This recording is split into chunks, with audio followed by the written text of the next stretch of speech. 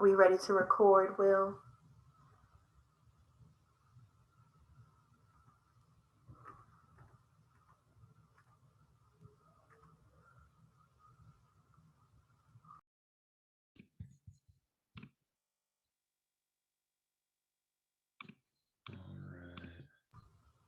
Welcome, everyone. We're going to give it a few more seconds for folks to fill in the room.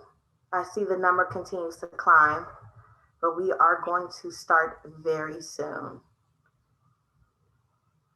Welcome.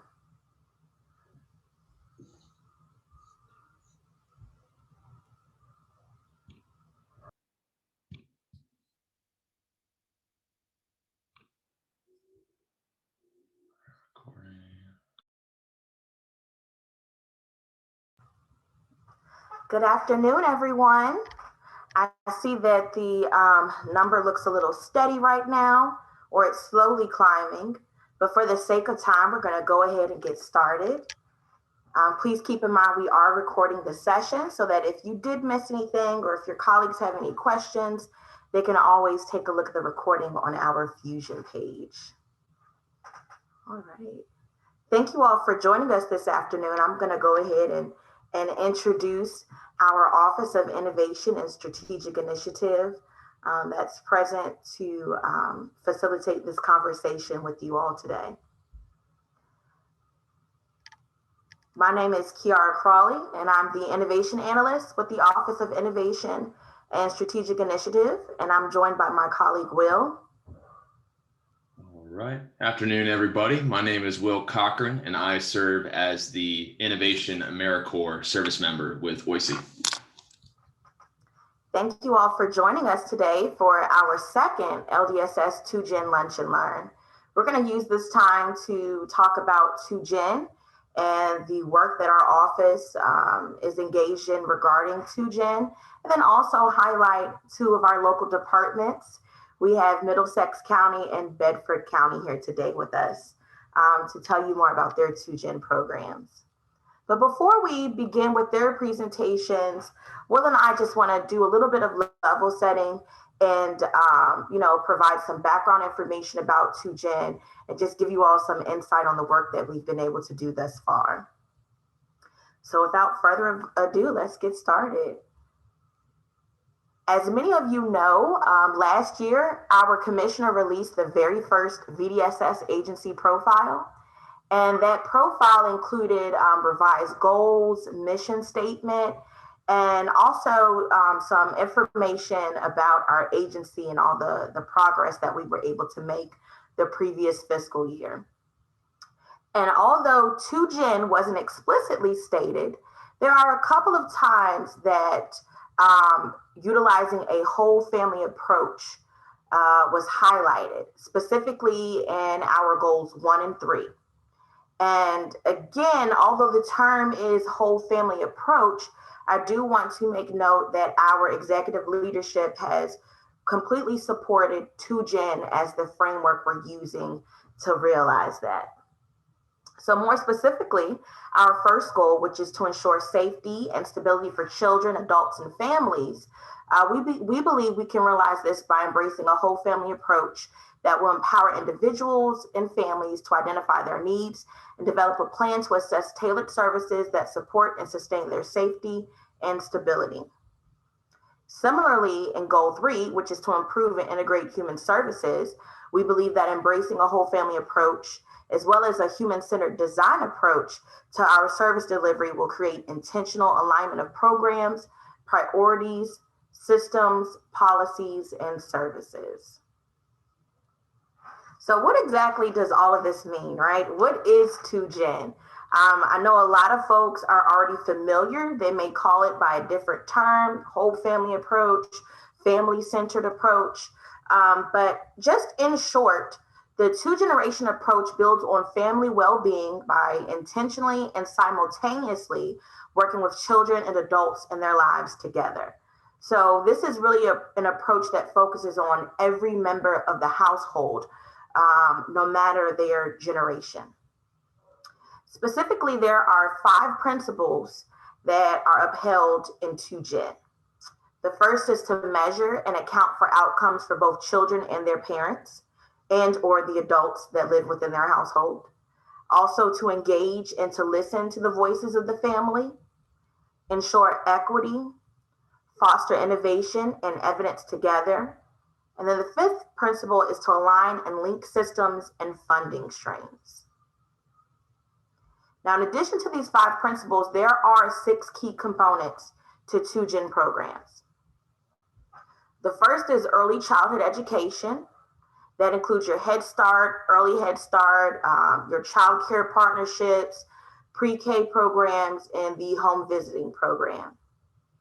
Next is our K through 12 interventions, and that's kindergarten readiness, 3rd grade reading skills, parent engagement, and then graduation and post-secondary prep. The third component is the post-secondary and employment pathways, and that includes your community college, your training and credentials, your workforce partnerships, other institutions of higher learning, trades programs. Then we have economic assets. That includes asset building, housing and public supports, financial capacity, and transportation. And then we have health and well-being. This is your mental, physical, and behavioral health, coverage and access to care, adverse childhood experiences, and toxic stress. So acknowledging those things and finding ways to provide supports. And then finally, we're looking at social capital. And that's your peer and family networks, any coaching relationships, and then cohort strategies. So the key to realizing a 2Gen program is to ensure that all 6 of these key components are present.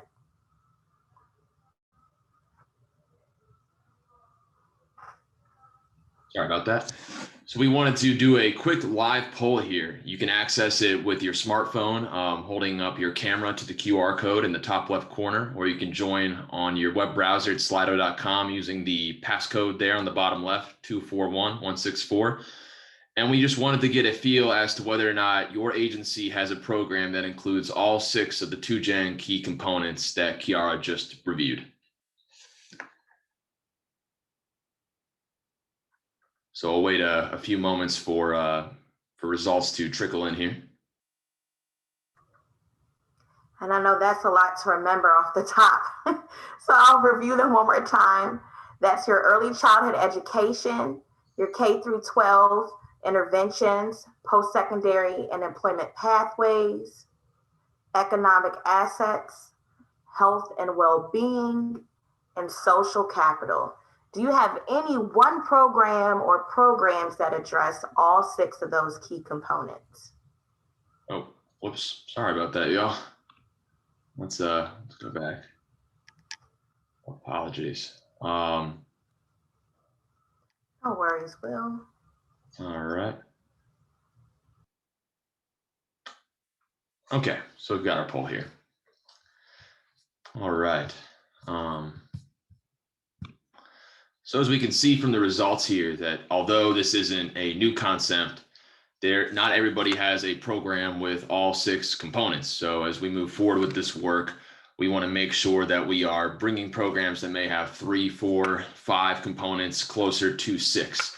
This is all about acknowledging the fact that there's a lot of 2Gen foundation out there, and we're not completely reinventing the wheel, but rather we are striving towards just bringing programs closer to something that has a more outlined framework here. All right.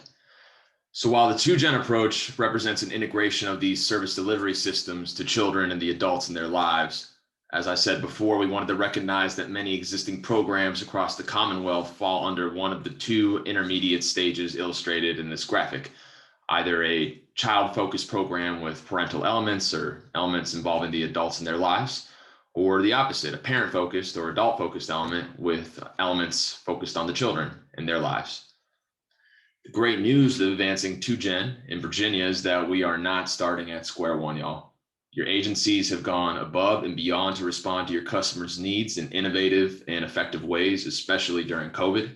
So in advancing 2Gen in Virginia, our goal is to bring programming closer to the center of this continuum as time and as our resources allow.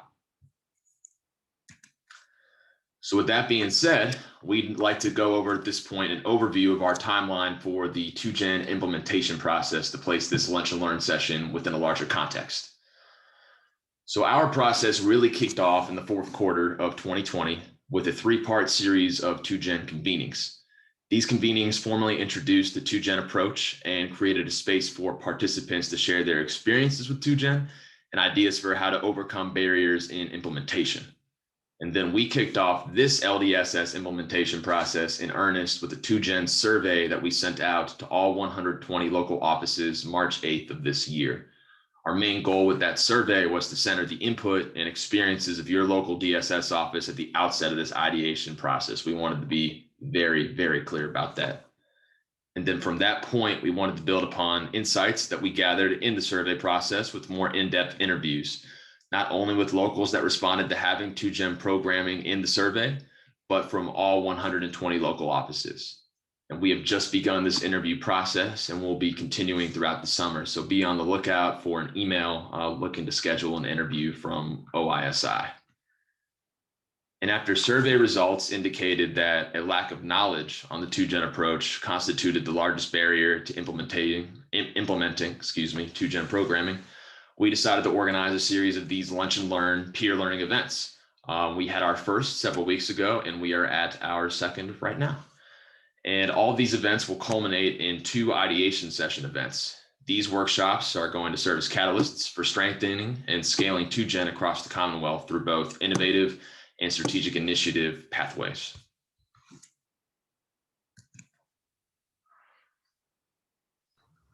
So without further ado, I'd like to go ahead and pass the presentation along to Andy Crawford, the Director of the Bedford County Department of Social Services. He's going to share with you some information about their wonderful 2Gen programming.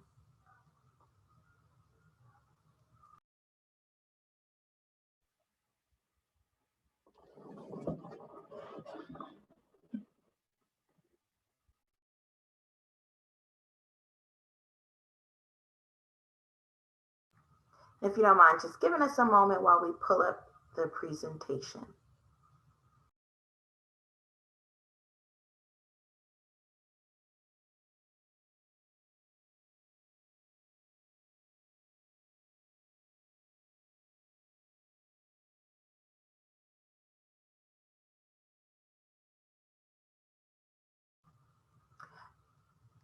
Thank you, Will. Thanks, Will. When we started being interviewed about 2nd Gen or 2Gen, we came up in Bedford with 3 ideas of different services or activities that we had been doing. So the first one is the Bridges Out of Poverty movement. Then we'll talk about some self-sufficiency programming changes and care portal. So Will, if you want to go to the next one, you're good. So just real quick, I know a lot of you have heard me talk about Bridges Out of Poverty, but for those of you who haven't, or those of you who need a refresher, Bridges Out of Poverty is a philosophy developed by AHA Process that works across all aspects of our community. It's a book anybody can buy. The Bedford-Lynchburg area went together and did a lot of training for Bridges. It looks at the root causes of poverty. It looks at how we support individuals as they build resources out of generational poverty. And it looks at how we obtain a sustainable community where everyone can live well. So the model's focus is to help us understand poverty, develop resources, engage community partners, and evaluate the needs on which we need to fix on a continual basis. So that's a short version of Bridges right there. So you can go to the next slide, Will. So since October of 15, the advancements we have made by using Bridges as our groundwork philosophy, we have the Bedford Area Resource Council, which we call BARC.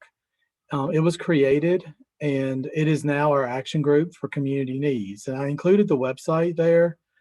Thanks to our VISTA volunteer last year, we do now have a website for the Bedford Area Resource Council that anyone can go to and see how we've organized, how we put word out into the community about what we do.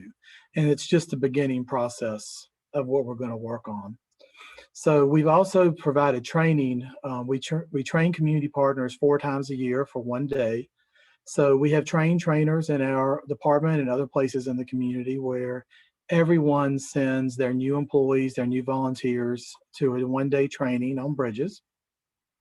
This includes the hospital, the sheriff's department, the police department, CASA, the workforce office, DSS, court services, anybody in the community that's a member of the Bedford Area Resource Council. The Resource Council has about 50 different agencies and/or churches that are members. So from this collaboration, we have really found ways to obtain grants and collaborate with funding. So the first thing is our family treatment drug docket or family drug court.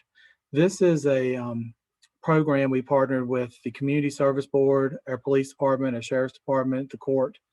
And recently we received over $1 million grant for 5 years to help us pay for additional positions for this family treatment drug docket, which we wouldn't have been able to have gotten without the collaborative spirit of the Resource Council. The second one is our new illness management and recovery. It's called IMR. It's a new evidence-based program to help us reach out to those with mental illness in the community. And Bedford and Amherst counties were both recipients of that grant. As you can see, I've got the little health and well-being piece from the graphic Will and Kiara used beside that. We've also pulled some of our resources with our fire and rescue. So DSS and fire and rescue have worked with 911 to address what we call high frequency users. So this kind of connects to adult services as well as child welfare. So these are cases or citizens who call 911 more than 5 times within a particular period. When those cases are brought to our attention, the fire and rescue's assistant deputy and one of our adult service workers go out together to visit these citizens who are using 911. When they go, they look at the holistic approach of what's going on in that family, what needs are not being met in order to try to help those folks decrease their need for 911. And what we have seen is a significant decrease in the usage of 911 by some folks who would use it up to 50 times in a particular year. And one thing that's not listed on this list is our Youth Navigator program. It's a program where the social services, the school system, and the workforce office went together and pooled our funds. And we now have one position that's funded by 3 different departments to do youth navigation in our workforce. So that's children ages 14 to 26, adults that need help with connecting to jobs or job training activities. So those are examples of collaboration that would include some money. The next one is our DSS partnership, which is also about money. This is a partnership where the school system gets Title IV Part A funds, and the school system actually gives me about $60,000 a year to put toward family service specialists who are actually employed by the department, but actually work in our school system. So these we have 2 of these employees, and they each have about 6 elementary schools, 1 middle school, and 1 high school. And what they do is what we call basic prevention. So when a family calls and they need help with a Medicaid application, they have food insecurity, these employees go out, help them with applications. If there's lice issues, they connect them to ways to rid lice, bed bugs. If there's truancy issues, they help with alarm clocks and other things. So they're working with the whole family system. It's not child protective services. It's things that are needed to be dealt with so you actually prevent a future child or CPS complaint. That's been very, very well received. We're on our 3rd year now with that partnership. So for the first time, we have DSS employees who are in the county's yearbooks. So we thought that was kind of grand. And then the last one is our child care committee, which is under the Resource Council.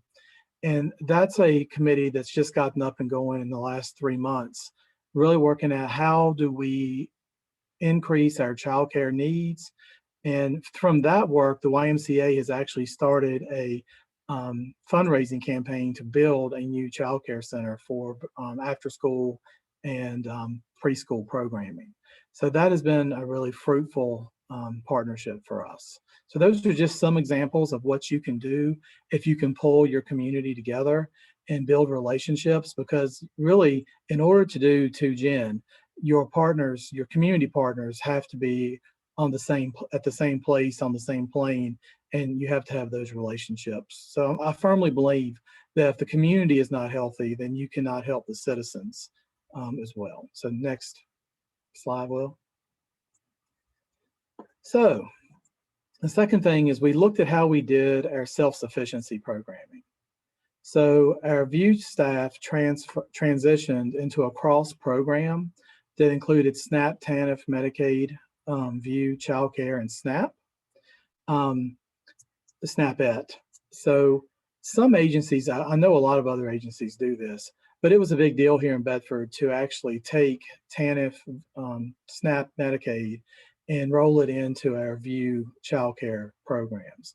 And then we became a SNAPette agency, which was also incorporated into the self-sufficiency group. So in this group, we have employees who are actually trained and work in all of those programs. They also have a secondary program within the unit called Simple Solution. And Simple Solution is actually it's in a separate location. It's not in the DSS building. It provides intensive support to those seeking employment and training. It provides a comfortable and healing environment. It uses engagement. It focuses on needs of the entire family unit, not just the identified citizen who's on benefits. And it's a referral source for all community partners, both internal and external to DSS.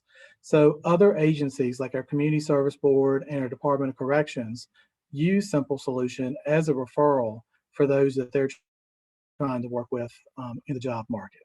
So next slide. So after Powhatan did their presentation last time, I decided to include some pictures because everybody loves a good picture. So, Will, if you can go to the next slide. So Simple Solution, like I said, it's in a different location. So the picture in the center top is the location of Simple Solution. It's in a building across the street from DSS. As there's a lawyer's office downstairs, and upstairs is the office we use. I have some pictures of the inside. We were lucky to find this space. The attorney who owns the building had renovated it to be like a loft apartment, but nobody wanted to rent it, so we got it. So this building is upstairs. It's fairly large. It has a living room area. The center picture in the bottom row, you'll see it has a classroom with computers. It has a kitchen for cooking lessons, meal preparation.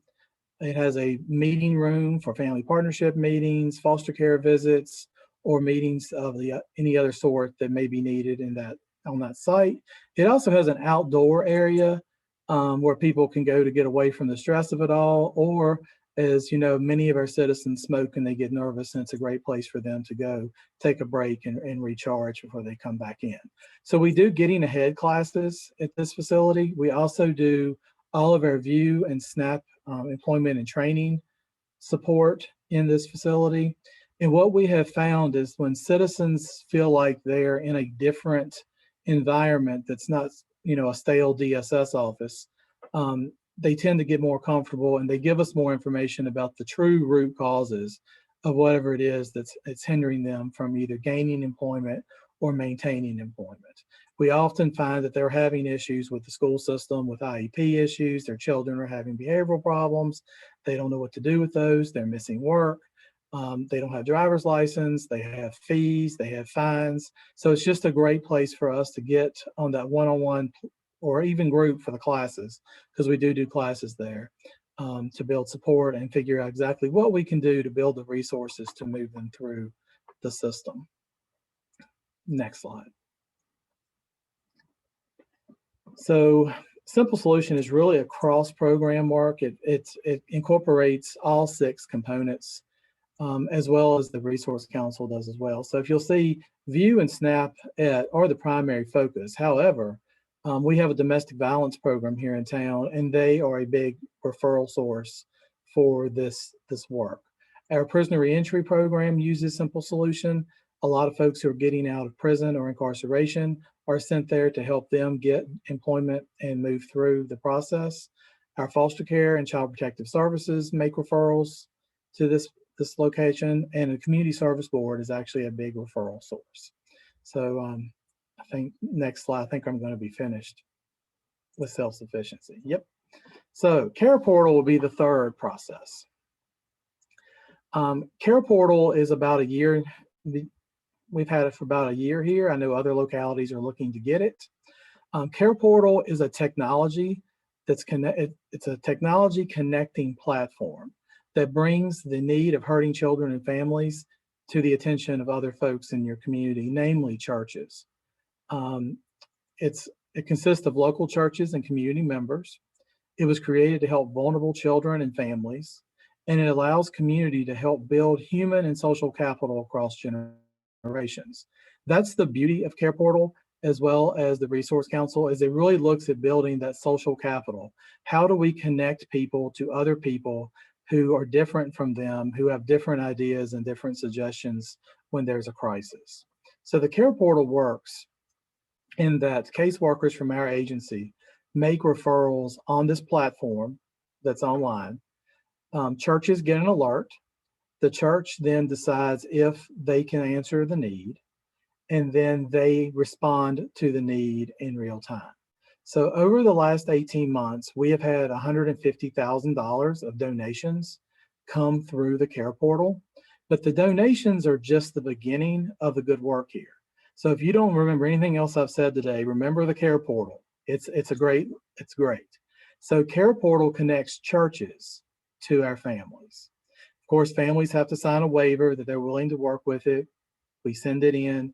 What we have found is that numerous families are now connected to churches or people in churches with friendships and connections, and that we are finding that our citizens who have been struggling from isolation are now being supported and having friendships with other people that they would have never met in the church through Care Portal.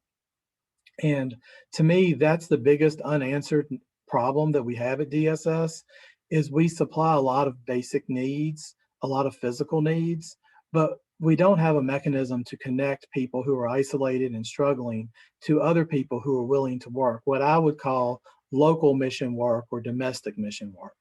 And our churches are more than excited about this. And there's great training that is provided to the churches. And it's a great partnership between public social service agencies and our religious partners. So I think that's the end of my presentation.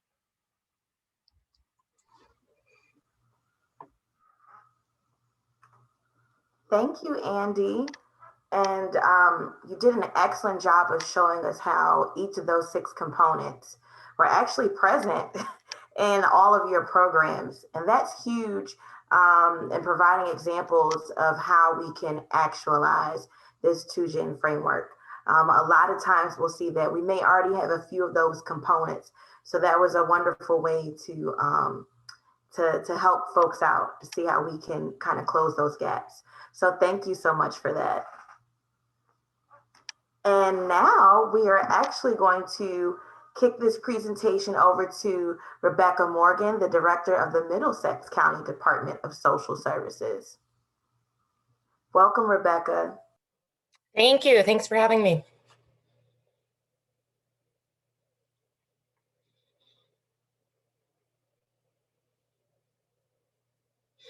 All right. Well, good afternoon, everyone. And Andy, I really enjoyed your presentation. I am feeling a bit overwhelmed. That is a lot of cross connection and great community partnership work there. And I will be taking some of those ideas, especially the Care Portal. So the project that Middlesex worked on related to 2Gen is much smaller scale. And so if you're a little overwhelmed by Andy and Bedford's progress, we wanted to start small when we heard about 2Gen. And so, Will, if you'll go to the next slide, I will tell you about what we did. So why did we choose 2Gen? we were asked, we have a local community foundation who provides grants to our agency for various programs. And they asked us to consider planning out a program and really looking at why we needed it and what it could do long term to change our community. And so we chose 2Gen after doing some research from the Aspen Institute. 2Gen for Middlesex County, we have a high poverty rate, and we give many of our citizens SNAP benefits. And then we started learning that a child raised in poverty is more likely to become an adult living in poverty. So that cycle of poverty that Andy mentioned as well. Less than half of children from low-income families are ready for kindergarten. And we need enhanced service programs to combat generational poverty. A two-generational model to provide services will reduce current poverty rates for families in Middlesex and hopefully prevent generational poverty for children in these families. You can go to the next slide. So we received a planning grant to build a 2Gen program.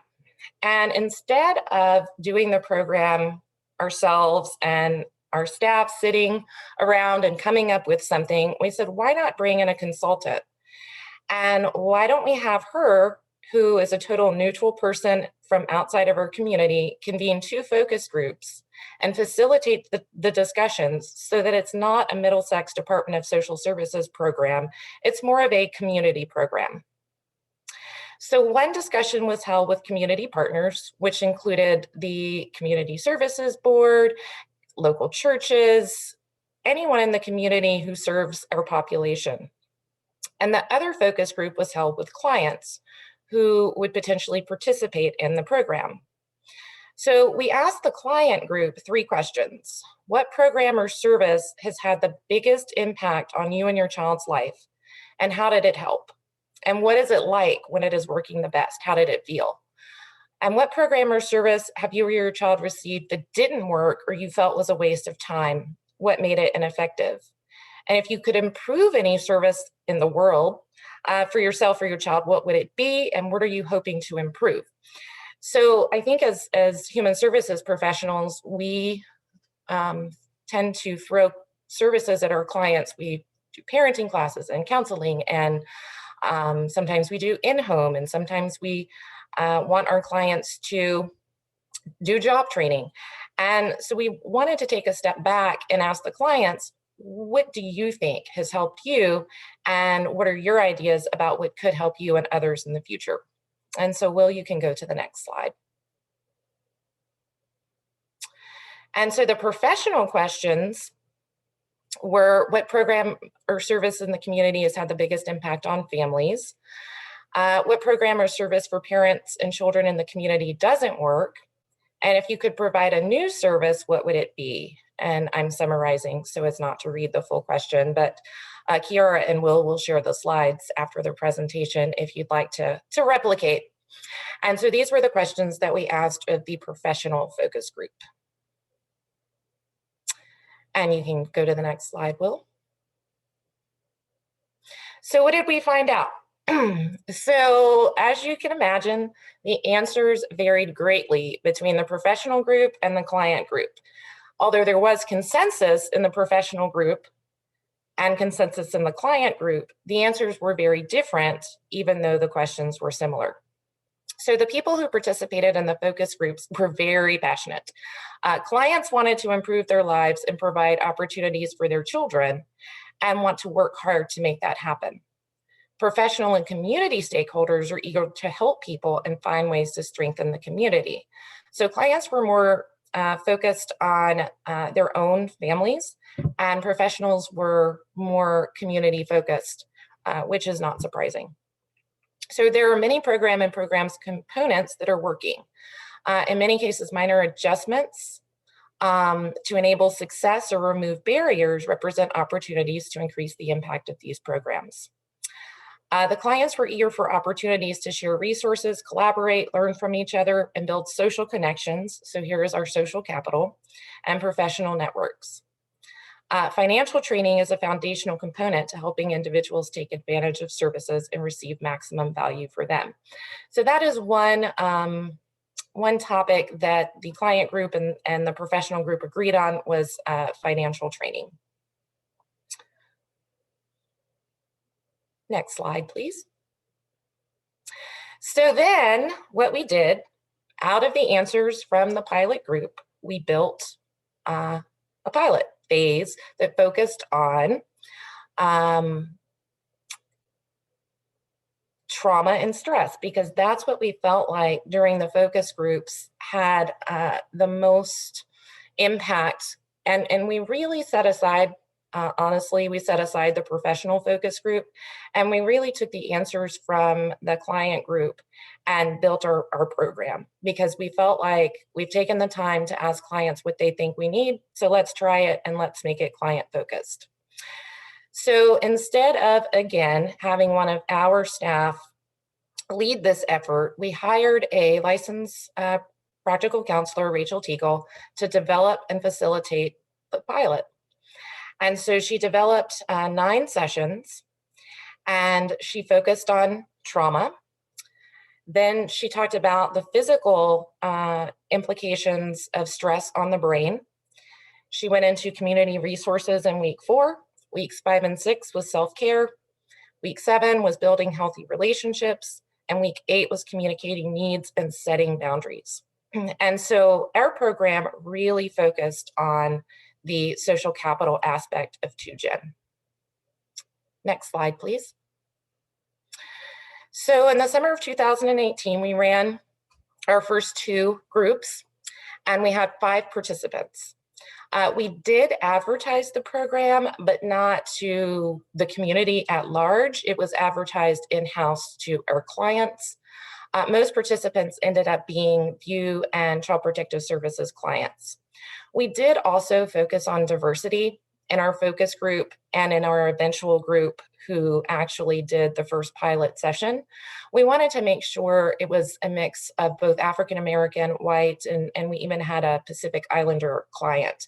We wanted it to be balanced, and we really wanted to study the feedback from all backgrounds. I know we only had 5 folks. We are a very small community, but we wanted to do the best we could to try and get feedback that could be developed for future programs. So at the end of the planned sessions, the participants didn't want to stop. And so in the best interest of the group, we continued it for 3 more workshops. They really bonded during this session. They developed relationships that they had not previously had. One client struggled with transportation, and so we pledged to go and pick her up each week for the session. By the second week, I think one of the other participants in the group was giving her a ride, and that relationship continued post-program. So what we did, we continued with the counselor for 3 more sessions because the group felt so supported and felt like they had gained so much that they wanted to continue. And again, even 3 years later, we still are aware of those relationships continuing amongst people who had never met each other before. And you can go to the next slide, Will. So what did we learn? It was imperative to have a licensed counselor facilitate the group. With the trauma piece and the Child Protective Services backgrounds of many of the clients, that's something that we really thought about before, but after some of the issues came out during the sessions, many of the clients were actually referred to formal professional counseling for issues that they had never discussed. And one of the clients revealed something that had happened to her earlier in her life that she had never shared before with anyone during the session. And so I think if you are looking at trauma, I think that having a licensed counselor facilitate is imperative. It was difficult to market the program. We tried to stay away from support group because that's not what this was. This was a program to help clients ultimately build social capital, leading to confidence and self-esteem, and ultimately linking them to professional opportunities, etc. We did have a piece where we integrated the children into the sessions, and that was the 2Gen part. So while the parents were in session, the children were learning basics on trauma. And so what we found, though, was when we tried to integrate the children into the adult sessions for 15 or 20 minutes, the adults were very protective of their time, and they wanted the kids to do their own stuff. So that was something we learned. It was difficult to align the program concepts for a variety of child ages. And so I think in future, we would target a specific child age group. Providing childcare and lunch was vital to the program's success. Providing incentives like gas cards and grocery cards helped, but this was not the main incentive participants mentioned when asking why they continued to participate. And so the cynical, part of us thought, oh, they just want to come back to get a gas card. But actually, they didn't care about that because we had run out of money and didn't have the ability to do that anymore, and they all still kept coming. Outcomes with a 2Gen model can take years to actually measure. Progress is slow. It's difficult to show cause and effect with such a broad model. And so I think you would really have to track certainly a much larger group. But I will say of these clients, the recidivism for child protective services and or losing a job has been low. And these clients, I think now have developed more skills to reach out for help when they need it. And you can go to the next slide, Will. And that was our program. We did continue it in 2019. It went very well. Of course, COVID prevented us from putting it on in 2020. But we hope with some of the ideas learned in the work from BDSS that maybe we'll be able to continue something similar. And I did include the contact information for the counselor who built the program that we used. And she is available for consultation if anyone has an interest in starting a group. I will say, being a small rural agency, having outside help was vital to this. Staff time to put this program on was very minimal. And so I think that was another great lesson we learned. So thanks for having me today. Thank you so much, Rebecca. Your program, honestly, I think it's one of the best examples of utilizing social capital that we've seen. So thank you so much for providing those examples, especially for a smaller and more rural organization. To see how well that you've been able to implement that program it's a shining example, honestly. Thank you so much. And now Will and I want to open up the discussion to everyone that's joined us. We have about 160 people here today. If you have any questions or thoughts, anything you want to ask directly to either Rebecca or to Andy, go ahead and drop those questions in the chat. And we're going to try our best to read through as many as we can with the time that we have left. We'll definitely allow at least the next 10 minutes to this Q&A session.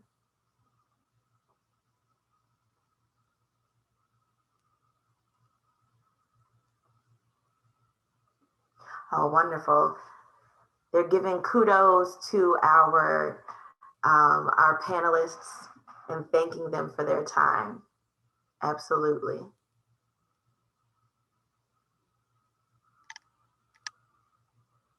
Comments saying you both have phenomenal programs and great information, and appreciate the small agency perspective.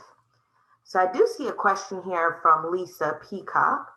She says she would like to understand more about the funding of these efforts. I imagine funds were more community gather rather than DSS budget, or I imagine the funds were more community funding rather than from the DSS budget. Any comments, Andy or Rebecca?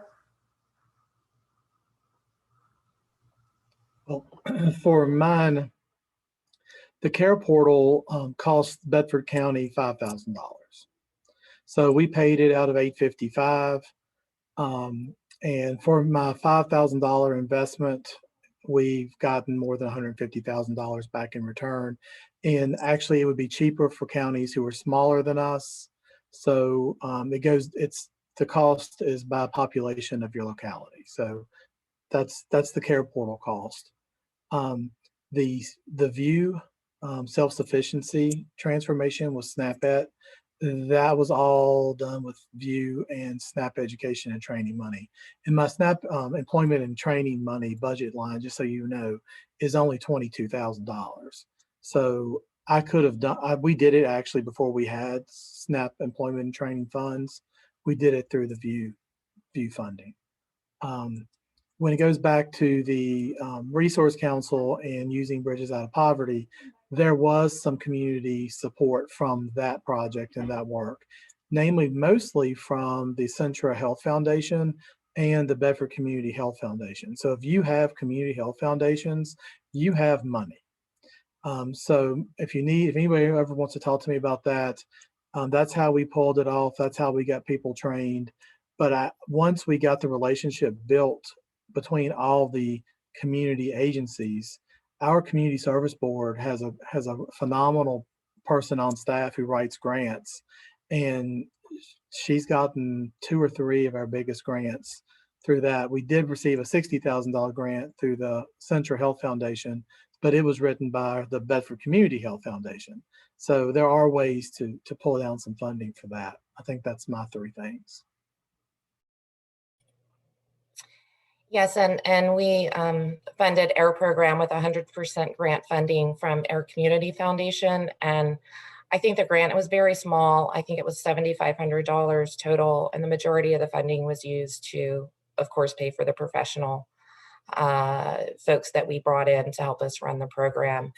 But that being said, it was a fairly especially the consultant fees, which were about $5,000. And then after that, you could run the program, I would say, for about $1,500 when taking into consideration the cost of a counselor and the gas cards and the food and the childcare. Thank you. And I'm trying my best to keep up with the chat. I just want to acknowledge Vanessa's comment, saying that she feels like this is how we can make a real difference, going beyond eligibility to true family engagement, support, and building community networks. And she says, Andy and Rebecca, you are so inspiring. Thank you for sharing. And we have a quick question. Andy, what's your population?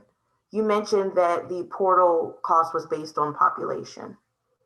Our population is a little bit more than 79 to 80,000 people. I think the cutoff is 50,000. I think once you get to 50,000, it gets a little cheaper. And so it's not a huge amount of money there. Okay, thank you. And then also with regard to your work with churches and community members, and they put, I think that's how it was worded on your slide. Could you share what you mean by community members? Well, with Care Portal, it was actually brought to Bedford by Patrick Henry Family Services, which is a nonprofit organization in Lynchburg.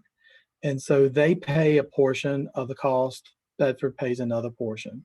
The way the partnership works is that Patrick Henry goes out and recruits the churches and does the training of the churches on, how the referrals will come through, how to behave when you go out to a family's home, because all of a sudden you have people in your churches going out to our clients' houses to deliver baked car seats, food, blankets, gas cards. One particular church went out to repair a roof.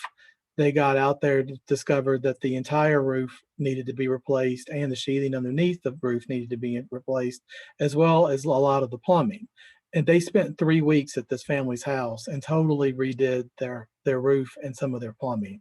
And it cost the agency nothing. And that family is still intact and we're at high risk because of inadequate housing. So we have examples of how people in our drug program, our drug treatment program, are actually been connected to churches, and they've brought other people from the drug treatment program to that church. We have examples of one family who went to church on Easter, brought another family with them. After church, one family's car broke down. Several people from the church got the call. They packed a picnic lunch and met the family on the side of 460. They all had a picnic lunch on the side of the 4-lane highway while they fixed the car. And that's a support system that this family would not have had without the care portal. I hope I've answered that okay. Thank you. Yeah, that highlights social capital to a T. Wow. Thank you. And are these sessions open to LDSS team members as well as VDSS? Great info and idea sharing. Yes, so copies of or recordings of these last 2 lunch and learns will be posted to the Fusion, the Office of Innovation and Strategic Initiatives Fusion page. So all LDSS, VDSS folks will be able to see all of these presentations. And when we send out the invites, it goes to all LDSS staff as well as all VDSS staff.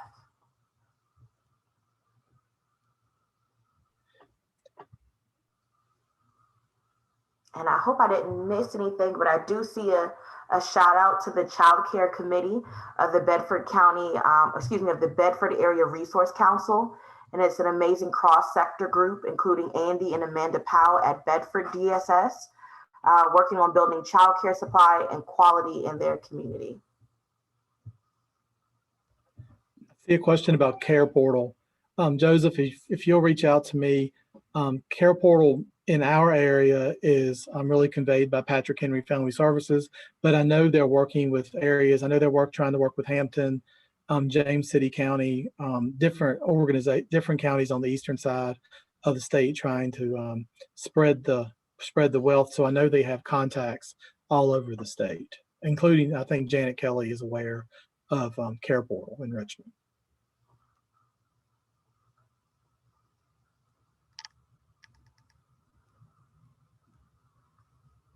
And yes, thank you, Andrea, for mentioning that the 2Gen convening with the SIN recordings of that are also on our Fusion page. So within the next 2 weeks, we should have both of these lunch and learns posted to Fusion. And in a follow-up email, I will be reaching out to everyone that attended the first lunch and learn and the second lunch and learn and provide them with all of the presentations that were shared during these lunch and learns. And we'll also have shareable links for the 2 sessions so that other folks who may not be on the VPN for DSS can access it via YouTube or another media player. So we'll be able to distribute these more widely as well.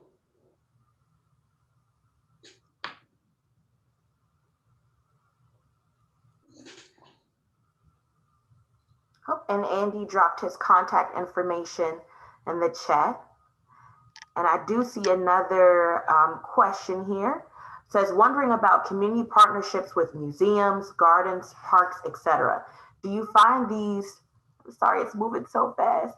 Do you find these effective for providing families with positive engagement and learning opportunities? To Rebecca or Andy. I would say absolutely. We actually have a very close relationship. It's called the Deltaville Maritime Museum, and every year they host a Christmas party just for our community or our clients. And we usually have over 100 kids participate, have a photo with Santa, we do a craft, and the museum is actually a very well-renowned venue that costs thousands of dollars to rent, and it's a beautiful space right on the water.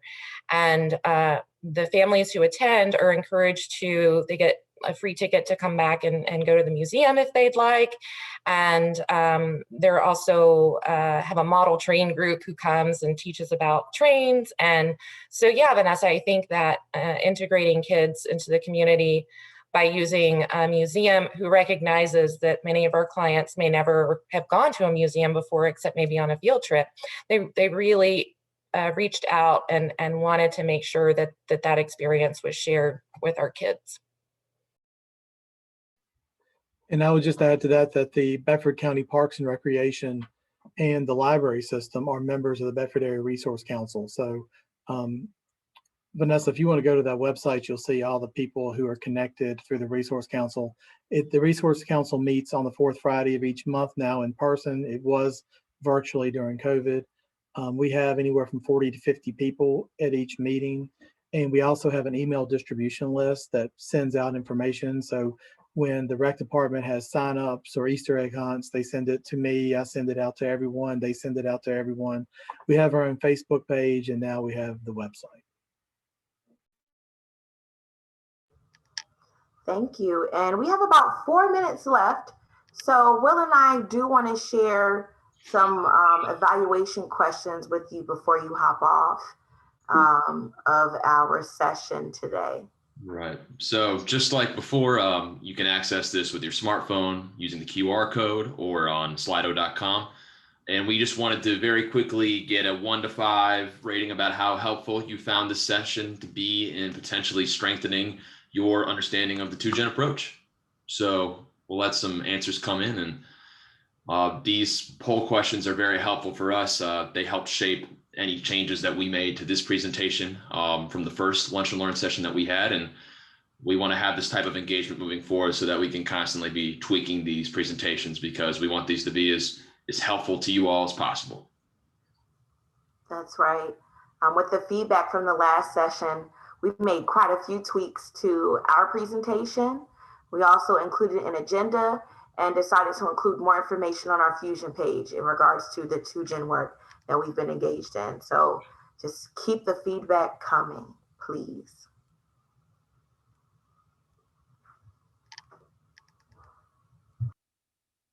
All right. Got a little more feedback stream in here, and we're going to have one more poll question after this, and then we'll wrap. All right, awesome. Let's move forward with the next one here. And this is a word cloud. So this is we just wanted to ask for general thoughts on how we can improve for our next Lunch and Learn session. We currently don't have one on the books, but as part of our strategic initiatives moving forward, as OISE, in partnership with local departments of social service, we want to keep having these Lunch and Learns.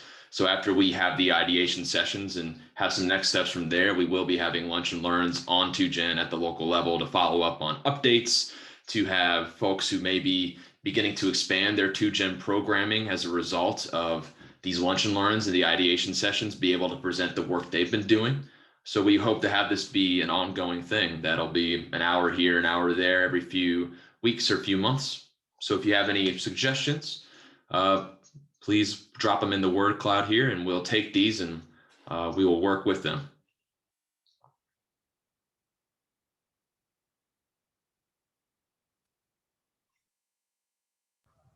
And please don't be afraid to share feedback. We can't see who's sharing. So these are it's anonymous feedback that we're going to use to improve. Yeah. So feel free to provide any last words for us.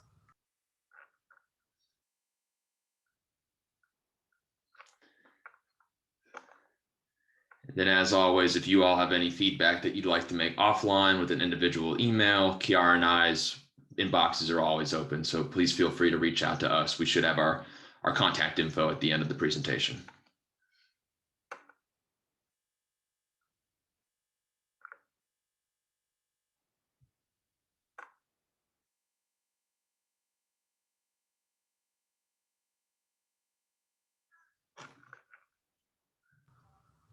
All right, and the good news is all these, we can save these responses, so we don't need to write them all down quickly here. We'll have these on file and stowed away for reference moving forward.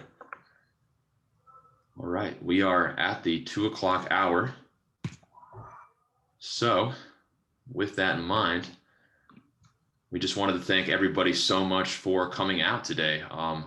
This has been a real treat for us. We've got a lot of great attendees here. We had big numbers. Thank you again to our wonderful panelists who did an excellent job with their presentations. I was taking notes throughout. I learned a lot. I'm inspired. And we look forward to doing these in the future. Kiara, any last words? No, you said it all, Will. Thank you, Andy and Rebecca. And of course, for all of our attendees today.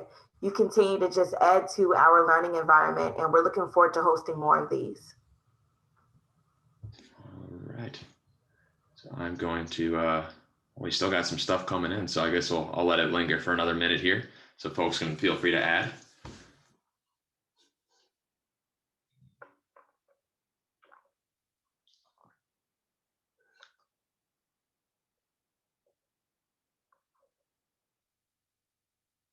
All right, starting to see responses taper off here. So I'm going to stop my screen share. And if there's anyone who wants to take part in the next Lunch and Learn, feel free to reach out to Will and myself. We are, as Will mentioned earlier, we are in the process of trying to interview as many of the 120 local departments as we can. And during those interviews, if you want to share more information about your program, we are happy to set up a Lunch and Learn to give you the floor to share your examples. All right, and I just dropped my email as well as Kiara's in the chat. All right, excellent. Well, we'll wrap shop here. Thanks so much, everybody. Have a wonderful afternoon.